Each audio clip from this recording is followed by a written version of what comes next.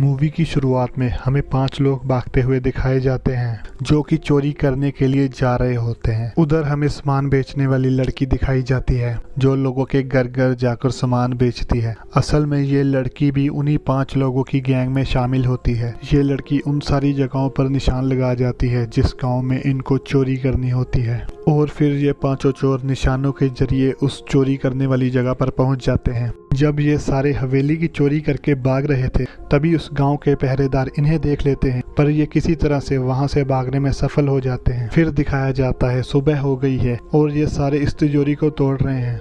इस तिजोरी को तोड़कर सोना निकाल कर ये जवारी के पास ले जाते हैं और जवारी सोने के बदले इनको 2 बोरे अनाज के देता है।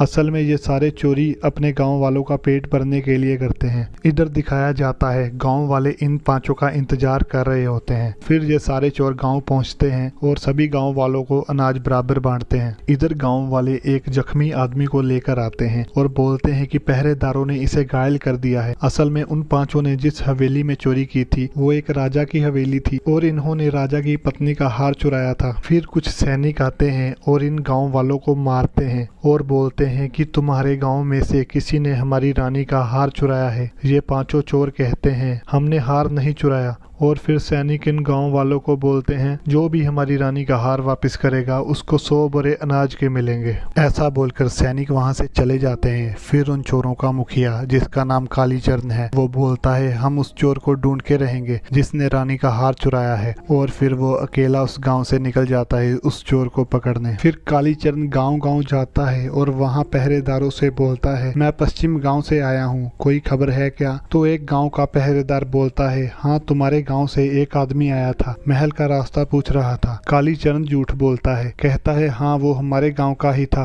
ताकि वो उस चोर को पकड़ सके और फिर कालीचरण उस चोर को उसी गांव में ढूंढने लगता है। कालीचरण उस महल की निगरानी में बैठ जाता है जहां चोर ने चोरी करनी थी। रात हो जाती है। फिर वो चोर महल पर आता है और बंदर की तरह महल की दीवारों पे चढ़कर महल के अंदर चला जाता है और इधर कालीचरण उसका बाहर आने का इंतजार करता है। चोर महल के अंदर जाता है और चोरी करने से पहले वो देखता है एक लड़की रस्सी से लटक रही थी। वो चोर महल से बिना चोरी किए बाहर आ जाता है और बाहर कालीचरण उसका इंतजार कर रहा था और वो कालीचरण को देखकर बोलता है भाई यहाँ चोरी नहीं कर सकते, अंदर किसी औरत ने फांसी लगा रखी है। पर कालीचरण उसे कहता है तुम हमारे चोरनगढ़ गांव का नाम लेकर चोरी क्यों करते हो? और कालीचरण उसे पकड़ कर ले जाता है और एक पेड़ से बांध देता है और उस चोर से रानी के हार के बारे में पूछता है। पहले चोर बोलता है मेरे पास हार नहीं है, पर फिर वो मान जाता है और कालीचरण से बोलता है मुझे खोल दो, मैं बताता हूँ हार कहाँ पर है। कालीचरण उसको खोल देता है। फिर वो चोर उसको वहाँ पर ले जाता है जहाँ उसने हार रखा था। कालीचरण उसे पूछता है तुम इतनी बड़ी चोरी अकेले करते हो, हमारे साथ मिलकर चोरी करोगे? और चोर मान जाता है और ये कालीचरण के साथ उसके गाँव जाने के लिए तैयार हो जाता है और कालीचरण इसको अपने साथ गाँव ले जाता है, पर गाँव के लोग इसको मारने लगते हैं। कालीचरण गाँव वालों को बताता है कि इसको मत मारो, ये बहुत अच्छी चोरी करता है, इस अकेले ने ही रानी का हार चुराया था, हम इसको चोरी के लिए अपने साथ रख लेते हैं। गांव वाले बोलते हैं हम ऐसे नहीं मानेंगे, इसको हमारे गांव वालों के साथ मुकाबला करना पड़ेगा, अगर ये मुकाबला जीता तो ये हमारे दल में शामिल हो सकता है। फिर एक मुकाबला किया जाता है जिसमें चोर को अपने कंधे पर गाय का बच्चा लेकर भागना होता है और अगर चोर लाइन तक पहुंचने से पहले गांव वालों की पकड़ में आ गया तो इसको दल में नहीं रखा जाएगा। फिर मुकाबला शुरू किया जाता है। चोर अपने कंधे पर गाय के बछड़े को लेकर भागता है और पीछे गांव वाले उसको पकड़ने के लिए भागते हैं, पर ये चोर गांव वालों के हाथ आए बिना मुकाबला जीत जाता है और गांव वाले उसे अपने दल में लेने के लिए तैयार हो जाते हैं और चोर से उसके बारे में पूछते हैं। चोर अपना नाम बिरजू बताता है और बोलता है कि मैं अकेला रहता हूँ और बिरजू का गाँव में घर बना दिया जाता है। फिर कालीचरण रानी का हार वापस करके 100 बोरी अनाज की लेकर आता है। फिर अगले कुछ दिन कालीचरण बिरजू के साथ मिलकर चोरियां करते हैं। एक दिन सारे गांव वाले साथ बैठे होते हैं और उनमें से एक आदमी कहता है तुम सब खुद को बहुत बड़े चोर समझते हो, मैं एक गांव का नाम बताता हूँ, अगर वहाँ चोरी करके बताओ तो मैं मानूं। 50 सालों से वहाँ कोई चोरी नहीं कर सका, उस गांव का नाम है छतरपुर। कालीचरण उस आदमी की बात मानकर बिरजू के साथ छतरपुर गांव में चोरी के लिए निकल जाता है। छतरपुर पहुंच जाने के बाद वो चोरी करने लगते हैं। चोरी करते समय इनमें से एक आदमी को खांसी आ जाती है और छतरपुर गांव के पहरेदार इनको देख देख लेते हैं। फिर ये यहाँ से भागने लगते हैं। भागते समय कालीचरण गड्ढे में गिर जाता है, पर बाकी चोरी करने में सफल हो जाते हैं और छतरपुर गांव वाले कालीचरण को पकड़ लेते हैं और उसको बांध देते हैं। उधर कालीचरण के साथी सुबह तक कालीचरण का इंतजार करते हैं, पर वो नहीं आता। सारे साथी बोलते हैं वो मारा गया होगा, चलो हम निकलते हैं। पर बिरजू गुस्से में बोलता है कालीचरण के बिना हम नहीं जाऊंगा। जिसमें गुर्दा है वो हमारे साथ आओ और जो डरपोक है वो औरत के पास जाओ। ये सुनकर सारे कालीचरण के पास जाने को तैयार हो जाते हैं। उधर कालीचरण को छतरपुर गांव वाले मारने वाले होते हैं और तभी बिरजू बैलों के झुंड के साथ वहां पहुंचता है और कालीचरण को वहां से छुड़ा कर ले जाता है। और फिर कुछ दिनों तक कालीचरण का इलाज किया जाता है। ठीक होने के बाद कालीचरण अपनी पत्नी को बताता है चोरी तो ठीक है, पर छतरपुर गांव वाले बिरजू को किसी और नाम से पुकार रहे थे और जल्लाद की तरह देख रहे थे।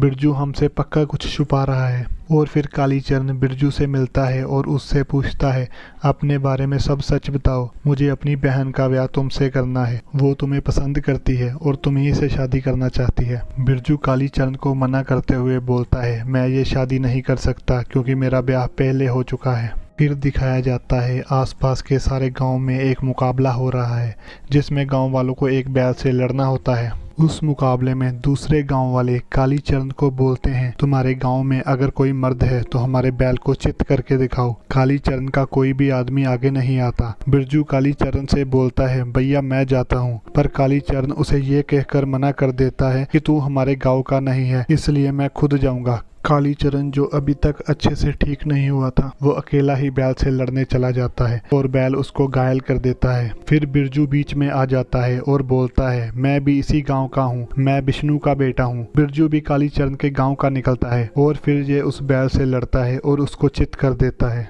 जीतने के बाद अचानक कुछ लोग आते हैं और बिरजू को लाठियों से मारना शुरू कर देते हैं। ये छतरपुर गांव के लोग होते हैं जिन्होंने कालीचरण को पकड़ा था। फिर कालीचरण कहता है इसको मत मारो, तुमको चोरी का सामान चाहिए तो वापस ले लो। फिर छतरपुर गांव वाले बताते हैं कि इसको हम पिछले 9 साल से ढूंढ रहे हैं। फिर ये लोग बिरजू को उठा कर ले जाते हैं। बिरजू बेहोश होता है। फिर हमें बिरजू का फ्लैशबैक दिखाया जाता है जहां बिरजू के गांव में एक लाश दिखाई जाती है जो कि बाहर के गांव के आदमी की होती है। बिरजू गांव वालों से कहता है आसपास के गांव से पता करो और पूछो ये लाश किसकी है। फिर ये छतरपुर वालों गांव के पास जाते हैं और ये छतरपुर गांव के मुखिया का साला होता है। वो अपने साले की लाश देखकर गुस्से में चला जाता है और अपने आदमियों को लेकर वापस आता है। फिर उन दोनों गांव में आपस में झगड़ा होता है और उस झगड़े को रोकने के लिए राजा को बुलाया जाता है। फिर राजा छतरपुर के लोगों से पूछता है उनको क्या चाहिए और वो सारे कहते हैं हमें मौत के बदले मौत चाहिए। राजा निर्णय लेता है कि बिरजू के किसी आदमी को जो कि मरने वाले की उम्र का हो उसको बलि देनी होगी, तभी निर्णय होगा। ये बोलकर राजा वहां से चला जाता है। फिर बिरजू के गाँव वाले उस उम्र के सारे लड़कों को अलग अलग रंग का पत्थर देते हैं और बोलते हैं जिसका पत्थर आएगा उसे बलि देनी होगी। और फिर वो पत्थर ऊपर फेंकते हैं और पीला पत्थर आ जाता है जो कि बिरजू का होता है। अब बिरजू को बलि देनी होगी। फिर सारे बिरजू को बलि देने के लिए तैयार करते हैं और राजा छतरपुर के मुखिया को एक कपड़ा देता है जिसमें 30 गांठ लगी होती है और वो कहता है हर रोज एक गांठ खोली जाएगी, जब सारी गांठ खुल जाएगी तो बिरजू को बलि दी जाएगी, तब तक ये आजाद घूम सकता है। इधर बिरजू पता करना चाहता है उस आदमी को मारा किसने था जिसके बदले मुझे बलि देनी पड़ रही है। वो सब जगह पूछताछ करने लगता है।